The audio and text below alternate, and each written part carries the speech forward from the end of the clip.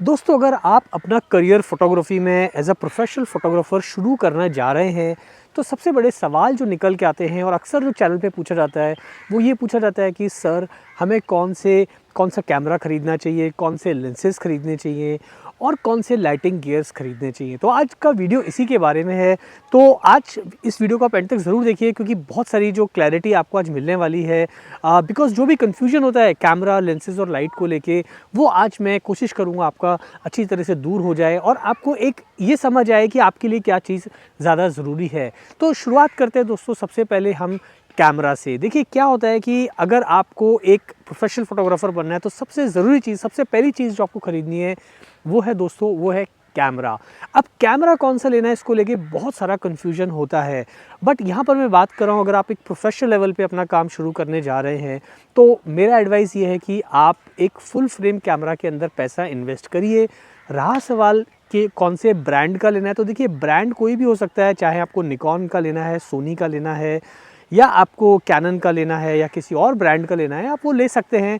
But full frame camera लेना थोड़ा फ़ायदेमंद रहता है। उसके 2 कारण हैं। पहली चीज़ है कि जो फुल फ्रेम कैमरा होता है, उसमें आपको सेंसर साइज़ थोड़ा बड़ा मिलता है। दूसरा जो कारण है, वो ये है कि फुल फ्रेम कैमरा यानी कि सेंसर बड़ा होने के कारण लो लाइट के जो फीचर्स हैं, वो आपको काफ़ी अच्छे मिलते हैं। यानी कि लो लाइट में जो परफॉर्मेंस है, वो फुल फ्रेम कैमरा की काफ़ी अच्छी निकल के आती है। और तीसरा जो एडवांटेज निकल के आता है फुल फ्रेम कैमरा का, वो है कि आपको जो बोके है, या अगर आपको बैकग्राउंड को ब्लर करना है, तो एज़ कम्पेयर टू जो क्रॉप सेंसर कैमरास होते हैं, उसके कंपैरिजन में फुल फ्रेम के अंदर आपको बोके जो है वो काफ़ी खूबसूरत नज़र आता है, अच्छा दिखाई देता है, और बैकग्राउंड भी जो है वो काफ़ी अच्छे से ब्लर होता है।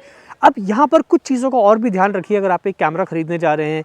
वो है दोस्तों कि अब क्या होता है, अलग-अलग प्रोफेशनल फ़ोटोग्राफ़ी से मतलब है कि कुछ फ़ोटोग्राफ़र्स हैं फैशन फ़ोटोग्राफ़ी करते हैं, कुछ फ़ोटोग्राफ़र्स जो है वेडिंग फ़ोटोग्राफ़ी करते हैं, और कुछ फ़ोटोग्राफ़र्स जो हैं वाइल्ड लाइफ़ फ़ोटोग्राफ़ी में जाते हैं, कुछ स्पोर्ट्स फ़ोटोग्राफ़ी में जाते हैं। यानी कि अलग-अलग स्ट्रीम्स होती हैं, उसके अंदर अपना करियर बनाते हैं। बहुत सारे फ़ोटोग्राफ़र्स फ़ोटो जर्नलिज़्म में चले जाते हैं, वगैरह-वगैरह।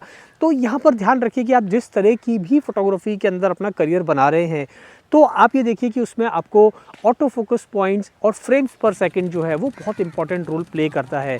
तो अगर आप स्पोर्ट्स फोटोग्राफी या वाइल्ड लाइफ फोटोग्राफी करते हैं, तो वहाँ देखिए कि जितने ज़्यादा एफपीएस आपको मिलेंगे, फ्रेम्स पर सेकंड या बर्स्ट रेट जो है जितनी ज़्यादा मिलेगी, वो कैमरा उतना अच्छा रहेगा आपके लिए, क्योंकि वहाँ पर जो है ना, timing is very very crucial. Fraction of second के अंदर जो है शॉट निकल जाता है, चाहे आप बर्ड फोटोग्राफी कर रहे हैं, या आप किसी स्पोर्ट्स इवेंट को कवर कर रहे हैं, या आप इवन फोटो जर्नलिज्म में, जहाँ पर एक एक सेकंड जो है इंपॉर्टेंट होता है। तो अगर बर्स्ट रेट अच्छा होगा, फ्रेम्स पर सेकंड ज़्यादा होंगे, तो आपका कोई भी मोमेंट जो है वो मिस नहीं होगा। तो इस बात का ध्यान रखिए। और अगर आप फैशन फोटोग्राफी करते हैं, पोर्ट्रेट फोटोग्राफी कर रहे हैं, या फिर आप प्रोडक्ट फोटोग्राफी करते हैं, ई कॉमर्स फोटोग्राफी करते हैं, तो यहाँ पर अगर फ्रेम्स पर सेकंड अगर कम भी हैं, तो आपको जो है कोई फ़र्क नहीं पड़ता, क्योंकि यहाँ पर आप बहुत ही कंट्रोल्ड जो है सिचुएशन में काम करते हैं। शॉट्स को रीटेक कर सकते हैं, शॉट्स को अपने हिसाब से लगा सकते हैं, दोबारा जो है शॉट्स को 10 बार ले सकते हैं। तो यहाँ पर काफ़ी सारी चीज़ें आपके कंट्रोल में होती हैं। तो कैमरा खरीदते वक्त आप इस बात का ध्यान रखिए कि आपको ज़्यादा एफपीएस की ज़रूरत तो नहीं है। अगर है, उस तरह की फ़ोटोग्राफी करें, तो वो कैमरा आपके लिए थोड़ा ज़्यादा अच्छा रहेगा। तो उम्मीद है ये क्लैरिटी आपको मिली होगी कैमरा खरीदते वक्त कि भाई हमें कितने एफपीएस वाले कैमरा को ख़रीदना है। तो अब एक चीज़ और है, ऑटो फोकस पॉइंट्स, वो भी बहुत इंपॉर्टेंट है, क्योंकि आजकल फोटोग्राफी इतनी फास्ट हो गई है, टाइम नहीं होता, आपको असाइनमेंट जल्दी करके देने होते हैं। तो ये देखिए कि आपको उसमें फेस डिटेक्शन जो है, उसके ऑटो फोकस पॉइंट्स आपको कितने मिल रहे हैं। जितने ज़्यादा होंगे, उतने अच्छे से आप फोकस को लॉक कर पाएंगे। स्पेशली बात कर रहा हूँ मैं स्पोर्ट्स फोटोग्राफी और वाइल्ड लाइफ फोटोग्राफी में, जहाँ पर मूवमेंट जो है वो काफ़ी तेज़ी से होता है। तो अगर आप सब्जेक्ट को अच्छे से कंटिन्यूसली ऑटो फोकस जो है ट्रैक कर रहा है, तो फिर वो कैमरा आपके लिए काफ़ी अच्छा होता है। जब बात आती है फैशन फोटोग्राफी की, पोर्ट्रेट्स की, स्टूडियो पोर्ट्रेट्स की, तो वहाँ पर अगर फोकस पॉइंट्स थोड़े कम भी हुए, तो इतना ज़्यादा फ़र्क नहीं पड़ता।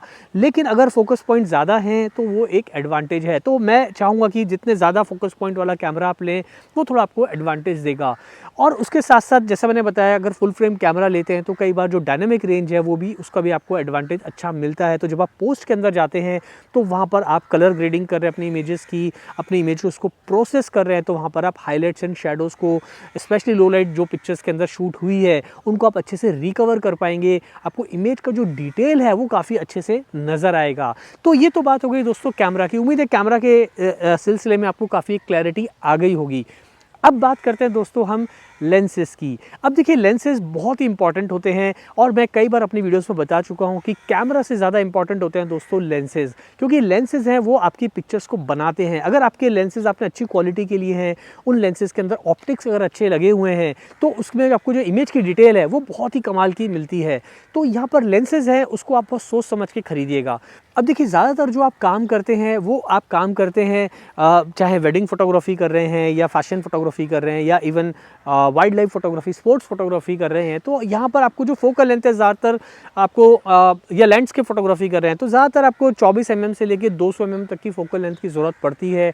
सो यहाँ मैं एडवाइस करूँगा कि आप कम से कम 2 लेंस ज़रूर लीजिए, 24 to 70 mm और 70 to 200 mm के 2 लेंस आप ज़रूर खरीदिए, तो इसमें ज़्यादातर अपना सारा काम आप कर पाएंगे।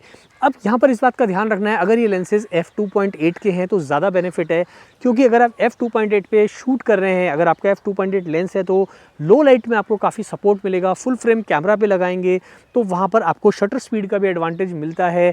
और उसके अलावा दोस्तों अगर आप देखेंगे कि आपको अगर बैकग्राउंड को ब्लर करना है, आपको बोगे निकालना है, तो अपर्चर जितना वाइड ओपन कर पाएंगे, यानी कि 2.8 तक का अगर लेंस है तो वहाँ पर आपको बैकग्राउंड को जो है ब्लर या आपको बोके ये भी काफ़ी अच्छे से मिलेगा। लो लाइट के अंदर भी जो है इस तरह के लेंस आपको काफ़ी सपोर्ट करते हैं, तो इन चीज़ों का आप ध्यान रखिए।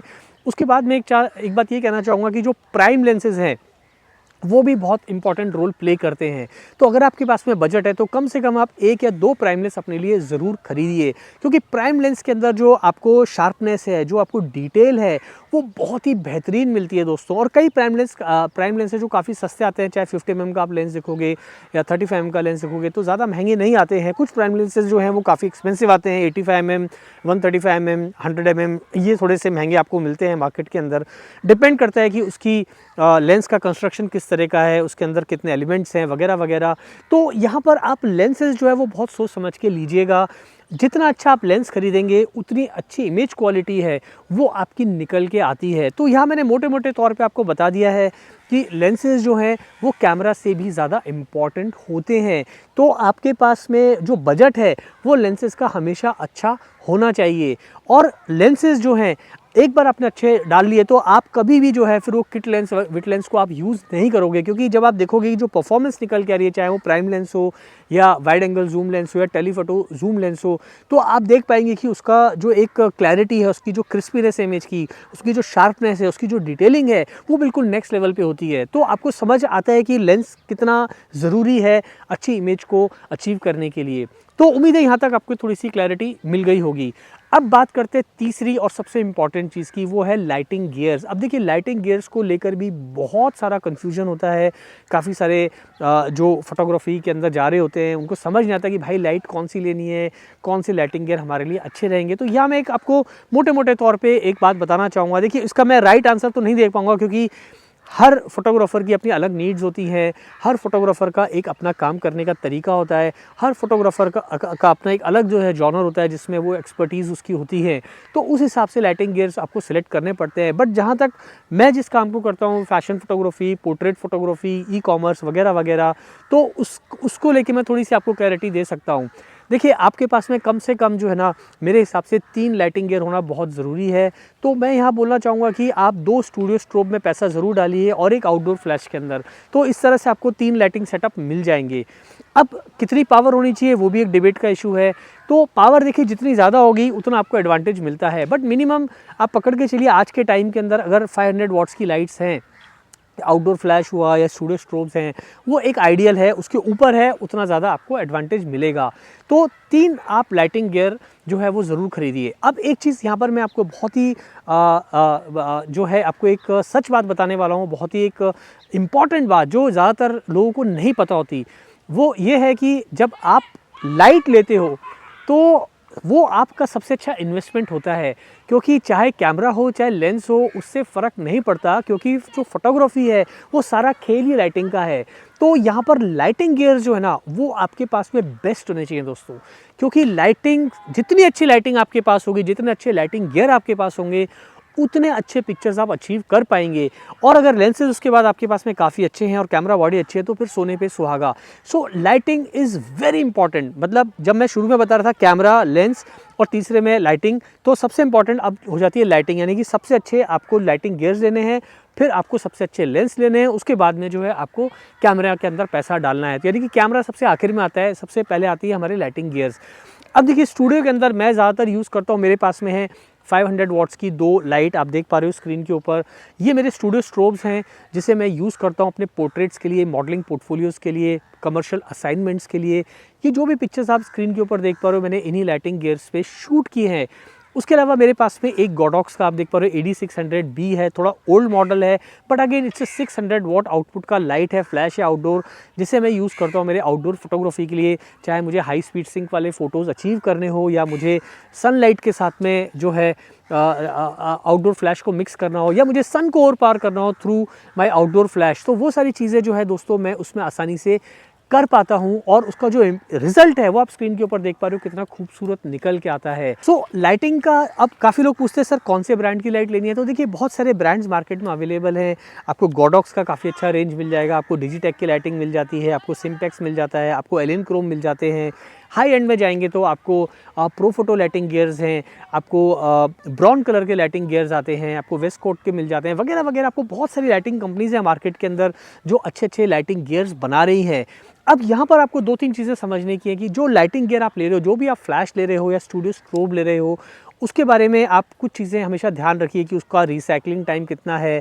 उससे बहुत फ़र्क पड़ता है। यानी कि जब आप स्टूडियो के अंदर काम करते हो, स्पेशली जब एक्शन शॉट्स है जहाँ पे मूवमेंट है, अगर आपका रिसाइकलिंग टाइम ज़्यादा अच्छा होगा तो आप कोई भी शॉट मिस नहीं करोगे। क्योंकि कई बार रिसाइकलिंग टाइम स्लो होता है, तो आपने एक पिक्चर शूट किया, क्लिक किया, फिर थोड़ा आपको कुछ सेकंड्स वेट करना पड़ता है, then again you have to जो है फिर आप प्रेस करोगे बटन, तो थोड़ा प्रोसेस थोड़ा स्लो होता है। तो रिसाइकलिंग टाइम जितना अच्छा होगा उतनी अच्छी वो लाइटिंग गियर होती है। फिर आप ये देखिए कि उसकी कलर टेम्परेचर कंसिस्टेंसी कैसी है, कलर टेम्परेचर स्टेबिलिटी अगर अच्छी है तो first shot to last shot आपको जो है सेम कलर मिलेंगे। तो यहाँ पर जब हम बात करते हैं पोर्ट्रेट्स की, हम बात करते हैं ब्यूटी शॉट्स की, अगर हम बात करते हैं मॉडलिंग पोर्टफोलियोज़ की, तो वहाँ पे जो स्किन टेक्सचर है वो बहुत मैटर करता है। तो अगर कलर टेम्परेचर स्टेबिलिटी अच्छी है तो आपको जो स्किन टोन है वो first shot to last shot same मिलेगा, और आपके जो ओवरऑल जो कलर्स हैं वो बहुत ही नेचुरल और बहुत ही न्यूट्रल, और जिसे हम कहते हैं कि बहुत ही ओरिजिनल आपको कलर्स अचीव करने को मिल जाएंगे। तो ये कुछ 3 चीज़ें हैं दोस्तों जिनका आपको ध्यान रखना है। उसके अलावा दोस्तों मैं आपको बताना चाहूँगा, जब मैंने शुरू में बात की थी कैमरास की, तो अब आपने मान लीजिए लाइटिंग गियर्स ले लिए, आपने अपने लेंस ले लिए, आपने अपने कैमरा को ख़रीद लिया है। तो अब कैमरा ख़रीदने के बाद कुछ चीज़ों का आपको ध्यान रखना है, क्योंकि अगर आप एज अ प्रोफेशनल काम करना शुरू करने जा रहे हैं तो मैं थोड़ा सा वापस बेसिक्स पे आना चाहूँगा। तो यहाँ पर आपको इस बात का ध्यान रखना है कि जब आप कैमरा ख़रीद लें तो उसके बाद आपको एक चीज़ को समझना बहुत ज़रूरी है, जिसे हम कहते हैं एक्सपोजर ट्रायंगल। अब इसके ऊपर मैंने एक पूरा वीडियो बनाया है, यहाँ पर आप उसे देखिए, जहाँ मैंने पूरे फोटोग्राफी बेसिक्स को समझाया है। अब एक्सपोजर ट्रायंगल होता है बेसिकली आपका जो बैलेंस है between ISO, shutter speed and aperture, इसको किस तरह से हम सेट करते हैं, यानी कि आपकी जो कैमरा सेटिंग्स हैं वो बहुत इंपॉर्टेंट हो जाती हैं एक अच्छी पिक्चर्स को अचीव करने के लिए। तो उस वीडियो को आप पूरा देखिए, मैंने डिटेल में डेमो के साथ समझाया है, आपको पूरी क्लैरिटी मिलेगी। और उसके बाद आपको समझना है कि आपके जो मीटरिंग मोड्स हैं कैमरा के, वो किस तरह से काम करते हैं, है ना। तो मीटरिंग मोड्स अलग अलग होते हैं, आप देख पा रहे हो स्क्रीन के ऊपर। ये सारे मीटरिंग मोड्स आपको समझ में आने चाहिए। आप जब इन मीटरिंग मोड्स को समझने लगोगे तो आपकी जो फोटोग्राफी है वो बिल्कुल नेक्स्ट लेवल पे जाएगी, ठीक है। उसके अलावा जो है ऑटो फोकस पॉइंट्स हैं, फोकस पॉइंट्स हैं, यानी कि फोकस किस तरह से करना है वो भी आपको सीखना पड़ेगा। सो आप अपने फोकस पॉइंट्स को बहुत केयरफुली चुनिए, किस तरह का आप शॉट ले रहे हैं, आप स्टेशनरी सब्जेक्ट ले रहे हैं कि मूविंग सब्जेक्ट ले रहे हैं, या काफ़ी सारा मूवमेंट है वहाँ पर, तो वहाँ पर सही फोकस पॉइंट्स को चुनेंगे तो ही पिक्चर आपको जो है क्रिस्पी, शार्प और क्लैरिटी के साथ मिलेगी। नहीं तो कितना भी अच्छा कैमरा लेंस आप लाइटिंग गियर यूज़ करेंगे, आपकी पिक्चर में वो शार्पनेस नहीं आएगी, वो फिनिश दिखाई नहीं देगा। तो इन बातों का थोड़ा सा आपको ध्यान रखना है। एट द सेम टाइम जो स्टूडियो लाइटिंग गियर्स हैं उनको भी आपको समझना है कि स्टूडियो फ्लैश किस तरह से काम करता है, आउटडोर फ्लैश किस तरह से काम करता है। काफ़ी सारे वीडियोस मैंने इसके ऊपर लेके बनाए हैं, कुछ वीडियोस की मैं लिस्ट नीचे लगा दूंगा डिस्क्रिप्शन में, तो वहाँ पर आप देख लीजिएगा, आपको काफ़ी कुछ समझ में आ जाएगा जो मैं आपको बोल रहा हूँ। तो उम्मीद है आपको आज इस वीडियो के अंदर काफ़ी एक क्लैरिटी मिली होगी कि हमें कैमरा खरीदते वक्त किन बातों का ध्यान रखना है, हमको लेंस खरीदते वक्त किन बातों का ध्यान रखना है, और लाइटिंग खरीदते वक्त हमें किन बातों का ध्यान रखना है। आज के के लिए इतना रखते हैं दोस्तों, जल्दी मिलते हैं फिर नए वीडियो के साथ। अगर आपको इसमें से कोई भी सवाल पूछता हो, कोई भी कन्फ्यूजन हो, तो आप नीचे कमेंट करके मुझसे ज़रूर पूछेगा। मैं आपके सवालों का जवाब देने की बिल्कुल पूरी कोशिश करूँगा। Thanks for watching.